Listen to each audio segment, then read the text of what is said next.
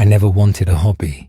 Hobbies cost money, and in my house, money always found its way into Nathan's beer fund before it ever reached me.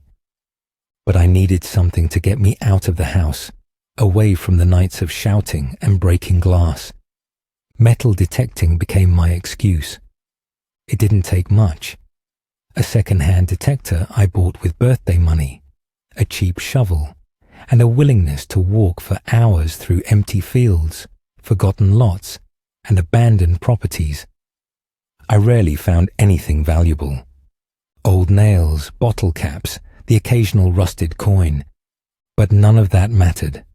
What mattered was that, out here, I didn't have to hear Nathan's voice.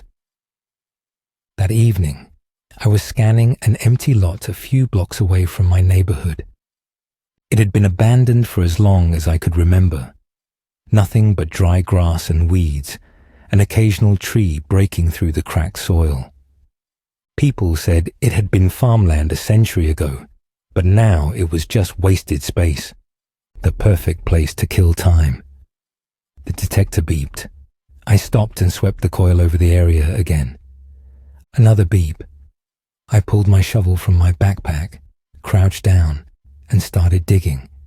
A few inches beneath the dirt, something metallic caught the last traces of sunlight. I brushed the soil away, expecting another worthless scrap. It was a ring. I picked it up, rubbing the dirt off with my thumb. It was old, silver, but tarnished to a dull grey. It had no engravings or gemstones. By all appearances, it was a plain, unadorned band. It certainly didn't look like much, but something about it felt different. I turned it over in my hand, examining it more closely. Then, without thinking much about it, I slid it onto my finger.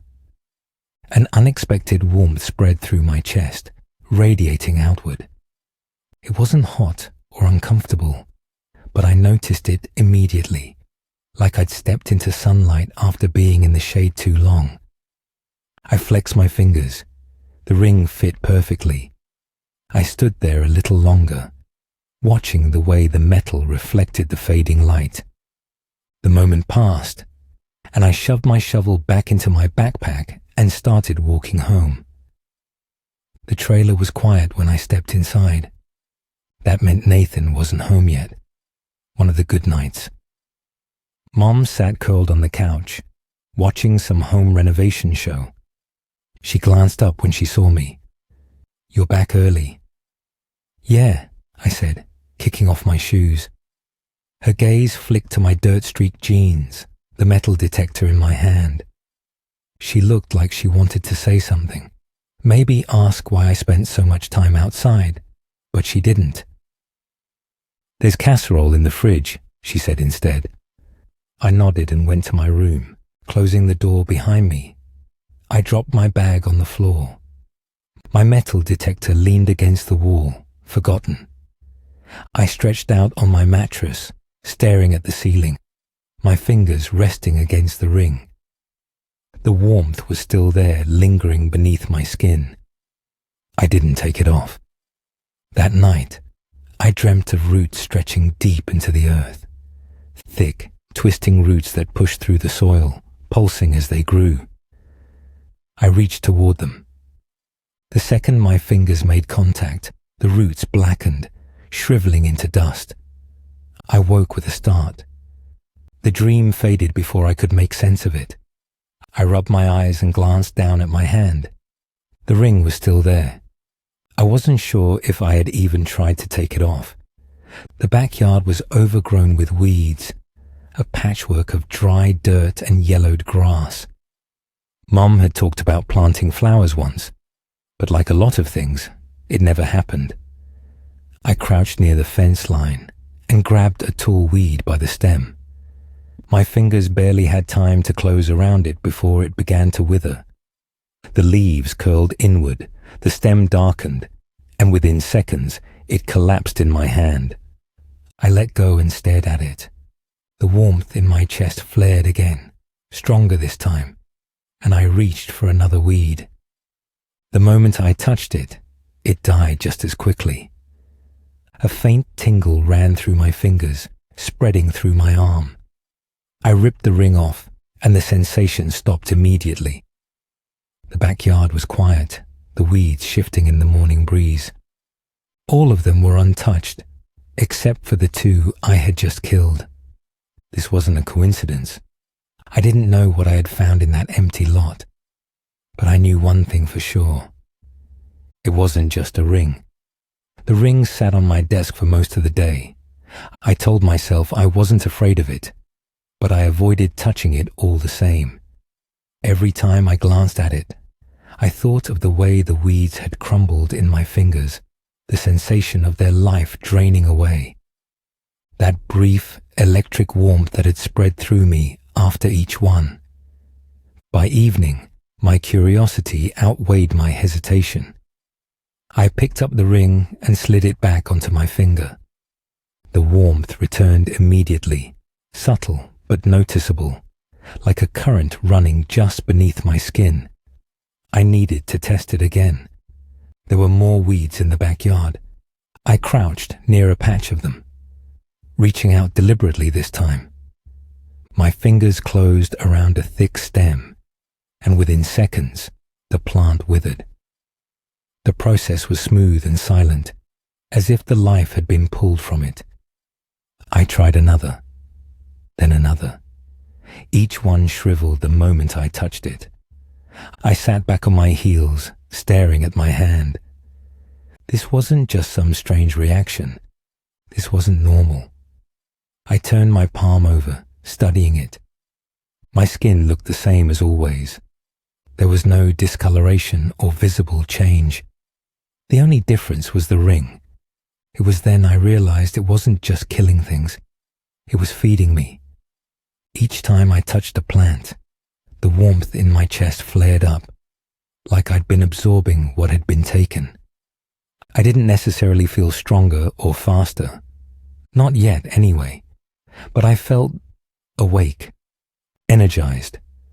I had been tired all day, weighed down by the usual dull exhaustion of living in this house. But now, after killing nothing but weeds, I felt like I had just stepped out of an ice bath. My head was clear, my limbs light. I swallowed hard, standing up. There was only one question left. Would it work on something conscious? My stomach twisted at the thought. I looked toward the fence line, where a few birds pecked at the ground. A squirrel darted along the wooden panels, its tail twitching. I clenched my hands into fists. No, I wasn't going to do that. I wasn't a monster. I pulled the ring off again, shoving it into my pocket. Even as I walked inside, I knew I had only scratched the surface of what it could do. The next few days passed in a haze. I kept the ring in my pocket most of the time, but I couldn't stop thinking about it. In quiet moments, I would roll it between my fingers, feeling its weight and the slight hum beneath the metal. I kept testing it, always on plants, never on anything with a heartbeat. I killed blades of grass, flower petals, and stems of ivy that climbed the telephone poles. The results were always the same. Instant decay. I had enough proof to know the ring was dangerous, but a part of me wanted to go further. I thought about the dogs that wandered the neighborhood, the stray cats that darted between fences.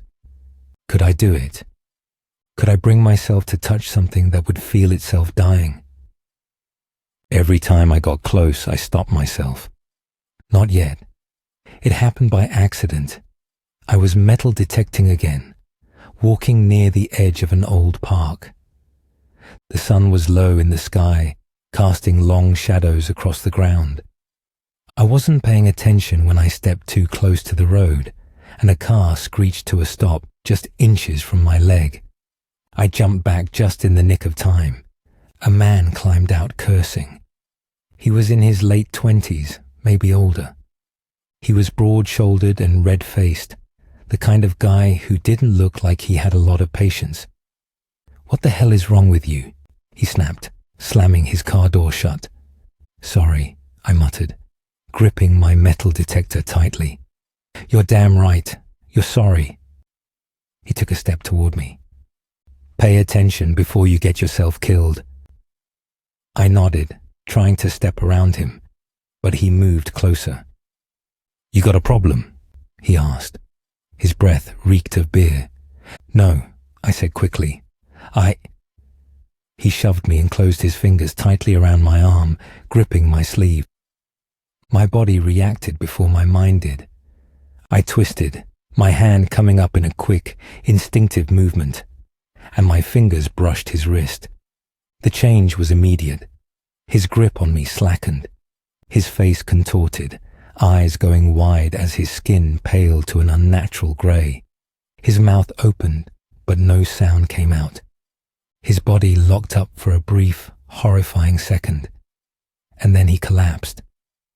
Warmth surged through me, stronger than ever. A rush of something electric, something blissful, euphoric even. I stumbled back, staring at him. He wasn't moving. His chest didn't rise. His fingers didn't twitch. His eyes, still frozen in that wide, startled expression, stared at nothing. He was dead. I had killed him. I staggered back another step. My arms felt lighter, my whole body filled with something sharp and buzzing, like adrenaline. But that's not what it was. I had felt this before, but never like this. The plants had given me a taste. But this was different. This was powerful. My stomach churned. I tore the ring off my finger and shoved it into my pocket. I needed to leave. Now. I scanned the street. No one had seen. The nearest house was half a block away, and it had its curtains drawn. The only sound was the faint rush of wind through the trees. I turned and ran. I didn't stop until I reached my room. The second I shut the door behind me, I pressed my back against it, gasping for air. My hands were shaking. My whole body trembled, but I didn't know if it was from fear or something else. I had killed a man.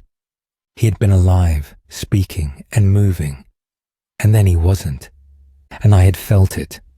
I had felt him. That warmth, that charge, his energy pouring into me. I clenched my hands into fists. I should have been horrified. I should have been sick.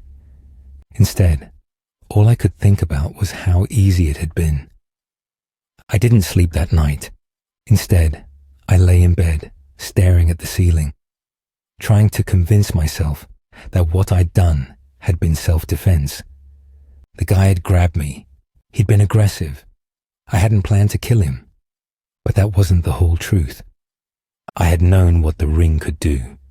I had tested it on plants and felt their warmth seep into my bones. A part of me had wondered what it would be like to use it on something bigger. Now I knew. The worst part was that I didn't feel sick about it. I wasn't afraid of the police knocking on my door. I wasn't racked with guilt. I kept replaying the moment in my mind, the way he had stiffened under my touch, the energy rushing into me. The ring had drained him completely, stripping away everything that made him unique, and I had felt it happen. I thought it would feel like murder, but it didn't. It felt like power, and I enjoyed it. The discovery of the body made the news the next morning.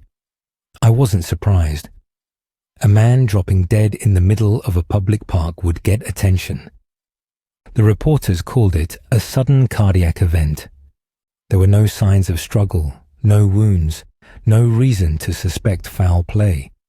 There was no weapon or evidence leading anyone back to me. By all accounts, he'd been a perfectly healthy man. But these things happen all the time. 1 minute, someone is alive, and the next, they're gone. Natural causes. I shut the TV off and sat back, fingers resting against my pocket where the ring was tucked away. The warmth lingered in my chest, even without wearing it. The more I focused, the more I realized I could still feel him. I should have been disturbed by that, but I wasn't. That afternoon, my friend Eli called. "Dude, did you see the news?" I kept my voice casual. "Yeah, that's insane, right? Just dropping dead like that? No reason?" "Yeah," I said again. "Damn," Eli replied. "I was actually near the park last night. That could have been me." A cold knot formed in my stomach. Eli had no idea how close he was to being right. "You want to hang out later?" he asked. "Maybe hit that abandoned gas station off Route 9. I heard someone found an old coin stash buried out there last year." "I can't," I said. "Got stuff to do." "Lame," he laughed. "All right, Ed, catch you later." I hung up without answering. Eli had been near the park. If he had run into me, would I have used the ring on him too? I wanted to believe the answer would have been no, and yet I hesitated. What was happening to me? I tried to go back to normal. I went out with my metal detector, acting like everything was the same. I told myself I wasn't going to use the ring again, but I didn't believe that. Not really. The longer I kept it in my pocket, the more aware I was of it. Some part of me wanted to put it back on, even if I had no reason to. I still avoided animals. I never touched the stray dogs that sniffed through the alleyways or the birds that fluttered too close. I told myself it was because they were innocent, but that wasn't it. The truth was far worse. I didn't take their lives because I knew they wouldn't be enough. Not after what happened in the park. Nathan came home angry. Something had set him off, probably something at work. He stormed into the trailer, slamming the door behind him. Mom kept her head down as he ranted. I sat at the kitchen table, pretending to ignore him. Then I heard a smack. I looked up just in time to see Mom stumble, her hand flying to her cheek. Nathan hardly noticed. He was still yelling, his face red, his breath reeking of alcohol. My body went rigid. I stood up. Nathan turned to face me. "What?" I didn't answer. Instead, I reached into my pocket, wrapping my fingers around the ring. The metal was cool against my palm. I had spent so much time wondering if I could do it again. Now I knew I would. I slid the ring onto my finger. Nathan was still talking, too focused on himself to notice what I was doing. Mom glanced at me, her eyes wide, shaking her head slightly. A silent warning. I ignored it and stepped forward. Nathan's gaze snapped to me, his mouth curling into a sneer. "You got something to say?" I clenched my hands at my sides, steadying my breathing. He took a step toward me. That was all I needed. I reached out and grabbed his wrist. Nathan didn't react at first. For a split second, he just stood there, his expression frozen in a mixture of anger and confusion. Then his body locked up, his back arching as if something had seized hold of his spine. His fingers twitched. A choke sound rattled from his throat. His skin turned grey. I felt it happen, the same way it had with the man in the park. His life force was draining out of him, flowing through my fingers like water slipping between cracks. But this time it was different. It was stronger. Nathan's presence had always been overwhelming. He filled rooms with his voice, with the tension that came from never quite knowing when he would snap. Now, all of that was unraveling, peeling away in layers. I could feel the energy he had left. It surged into me, burning hot, electrifying every nerve in my body. I gritted my teeth as it sank deeper, settling into places I hadn't realized were hollow. His lips parted in a silent scream, and his knees buckled. I let go. Nathan collapsed to the floor. His chest didn't rise, His fingers didn't curl. His open eyes stared at the ceiling, unfocused. I took a step back, my hands tingling. The warmth inside me was overwhelming. It was done. I had killed him. Mom didn't move for a long time. She stood with her arms wrapped around herself, her lips quivering slightly. I expected her to look at me with horror, to scream, to cry. She did none of those things. Instead, her eyes flicked between me and Nathan's body. Her mouth opened and then closed. Finally, she sat down in one of the kitchen chairs and buried her face in her hands. I waited for her to say something, to tell me I had made a mistake, that I had done something unforgivable. But the words never came. "Mom," I said quietly. Her shoulders trembled. I stepped closer. Are you sure he's dead?" she said, interrupting me. Her voice was raw and hoarse. I hesitated. "Yes." She nodded slowly. She didn't ask how. She didn't even look at the ring. Then she started to cry. Not the kind of sobs I had heard before, the desperate, muffled ones she made when she thought no one could hear. These were different, quieter, shallow, as if she didn't know how to process what had just happened. I stood there waiting. After a few minutes, she wiped the tears from her face and looked at me, her expression blank. "We have to move him," she said. I thought she would panic or argue, that she would insist on calling someone and explaining what happened. Instead, she helped me drag his body to the basement. Nathan had always been heavy, but now he felt like dead weight in the truest sense of the phrase. His limbs sagged, his head lolled, his skin was cold. Mom didn't look at him once as we worked. When we finally got him down the steps, she stepped back, gripping the railing for support. She was pale, her hands shaking. "We'll say he was drunk," she murmured. "That he fell." I nodded. I could still feel his energy inside me. It hadn't faded or diminished at all. If anything, it had rooted itself deeper. I thought killing Nathan would feel like revenge, like justice. Again, it felt like power. I knew then I would do it again. I had to, and nothing was going to stop me. The next morning, Mom called the police. She was good at sounding frantic, at weaving just enough truth into the lie to make it believable. She told the cops she had found Nathan at the bottom of the basement stairs when she woke up, that she had tried to shake him awake before realizing he wasn't breathing. The officers bought it. Nathan had been a drunk. He had a history of stumbling home late, knocking things over, and waking up with bruises he didn't remember getting. No one questioned it. By the afternoon, his body was gone. Just like that, he had been erased. That night, Mum sat at the kitchen table, staring at the blank space where Nathan's chair used to be. She had scarcely spoken all day. I watched her from the doorway, waiting for her to say something, anything. I expected a conversation about what I had done, about what would happen next. Instead, she sighed and rubbed her temples. "We're free," she whispered. The words didn't sound happy. I stepped into the room. "Are you okay?" She nodded, but I didn't believe her. For the first time, I wondered what she would do if she knew the truth.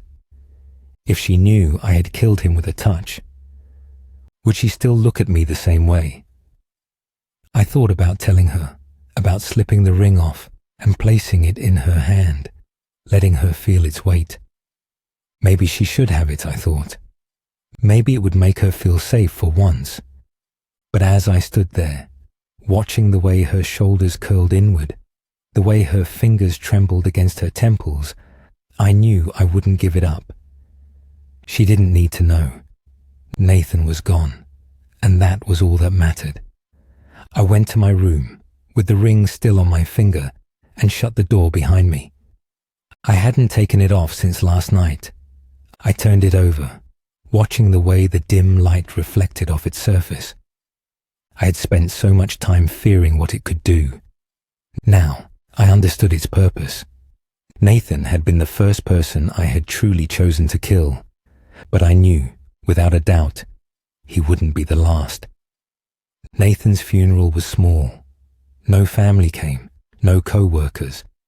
Just a few of Mum's friends, whispering among themselves, stealing glances at me when they thought I wasn't looking. Mum didn't cry. She sat stiffly in the front row, hands folded in her lap. The funeral director spoke as if Nathan had been an upstanding man, a devoted husband, a respected member of the community. I almost laughed. The man in the casket had been none of those things, and now he wasn't anything at all. Life moved on quickly. The police didn't ask questions. The official report ruled it an accident, just a drunk who had finally met the consequences of his own carelessness. Mum spent more time out of the house, going on long walks, as if she didn't know what to do with her newfound freedom. She rarely spoke, and when she did, it was never about Nathan. I gave her space. I had my own things to think about. At night, I lay awake, tracing my fingers over the ring. I hadn't taken it off since the night I killed Nathan. At first, I had told myself I would, that I would bury it somewhere, lock it away, forget about it. But I never did. Without it, I felt less. The energy I had absorbed was still there, humming beneath my skin. But I knew it would fade eventually. I didn't want that to happen. I had gotten a taste of something bigger, and I wasn't ready to let it go. The first time I killed again, it was an accident. Or at least, that's what I told myself. A mugger had cornered an old man outside the gas station. He had a knife and was yelling, demanding the guy's wallet. I had already stepped forward before I even realized what I was doing. The mugger turned toward me, his face twisted in a snarl. He grabbed my sleeve. It took less than 5 seconds. His body sagged. His skin turned grey. His pupils widened in shock before his legs buckled, and he collapsed to the pavement. The old man gasped and stumbled back. What the hell? I didn't stick around to answer. I ran. But the rush stayed with me, thrumming inside me. The energy I had taken from the mugger blended with Nathan's, like a fresh jolt to a circuit already overloaded. I told myself it was justified, that there was now less criminal in the world, one less problem. The second time, it was easier. He was a guy from school, Derek Price, a bully, the kind who laughed too loudly in class, shoved smaller kids into lockers, and made life hell for anyone weaker than him. I saw him outside a party, standing alone, drunk and swaying on his feet. I barely even thought about it. He called me a freak, slurring the words, and I reached for his shoulder. His eyes widened. He was dead before he hit the ground. After that, I stopped pretending. I told myself I was being careful, that I wasn't just killing for no reason, that the people I picked were violent and cruel, and that they wouldn't be missed, that I was helping. But over time, the definition of who deserved it became looser. I stopped hesitating and started choosing, and I loved it. Mum knew something was wrong. She never said it out loud, but I could see it in the way she looked at me. It was in the way she avoided my gaze when I walked into the room, the way she flinched when I passed too close. The news was talking about the deaths now, unexplained, sudden. They didn't call it murder. They didn't know how to classify it. But Mom was starting to put the pieces together. I came home late one night, and she was waiting for me. She was standing in the kitchen with her arms crossed, her face pale. "You did this," she whispered. I set my bag down slowly. "Did what?" She took a step closer. Her whole body was shaking. "The people, the ones who keep dying. It's you, isn't it?" I didn't answer. Tears filled her eyes. "What did you do, Edward?" I had never seen her this afraid before, not even when Nathan was alive. Something inside me cracked. She stepped toward me, and I moved back. "Mom," I said carefully, "you don't understand. Stay back." She didn't listen. She reached for my wrist. The second her fingers closed around me, the ring reacted. Her body went rigid, and the color drained from her face. Her fingers locked around my arm as if she was trying to hold on to something, anything, long enough to fight it. I screamed and tried to pull away, but it was too late. Her legs gave out. I caught her, lowering her gently to the kitchen floor. Her lips parted in a silent plea, and her eyes locked onto mine, wide with shock, pain, and betrayal. And then she was gone. I sat there for a long time, screaming and sobbing, her body cradled in my arms. The now familiar warmth rushed into me, stronger than ever. Her life, her love, everything that made her her. The ring took it all. Her kindness, her patience, her quiet strength. The woman who had endured so much for so long was gone. I felt her energy seep into my skin, filling me with something massive, something at once horrifying, unbearable, soul-crushing, and magnificent. It made me sick. I had killed Nathan without hesitation. I had killed strangers without guilt. But this was different. This was Mom. I looked down at my hands, at the ring that still sat snugly on my finger. I had convinced myself I was in control, but I had been wrong. I had never been in control at all. I don't know how long I sat there before I finally moved. Gently, I brushed a strand of hair from my mother's face. She looked peaceful, like she was sleeping. I stood up, unsteady on my feet. The ring was still snug on my finger. I stared at it, my stomach twisting, and looked again at the woman who had birthed me, cared for me, taught me everything I knew.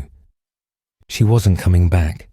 I vomited over and over again, until there was nothing left, until I was reduced to a sobbing, hyperventilating shell of a man, writhing in agony on the kitchen floor. From the moment I found it, the ring had whispered its promises of power, feeding the hunger I hadn't even known I had. It had given me everything, and in return, I had let it strip away what little humanity I had left. It didn't belong on me anymore. It didn't belong anywhere. It was too much power for anyone to hold, let alone me, especially me. The bridge was empty this time of night. I stood at the edge, looking down at the black water below. The ring still hummed against my skin, its warmth flickering like dying embers. I knew what it wanted. It wanted me to keep going, to take more, to become something worse than I already was. Maybe, if I had never killed Mom, I would have listened. But I had. And there was no coming back from that. I took a deep breath, slid the ring from my finger, and hurled it into the water. I expected to feel something as it vanished beneath the surface. Relief, regret, fear. But there was nothing, only emptiness.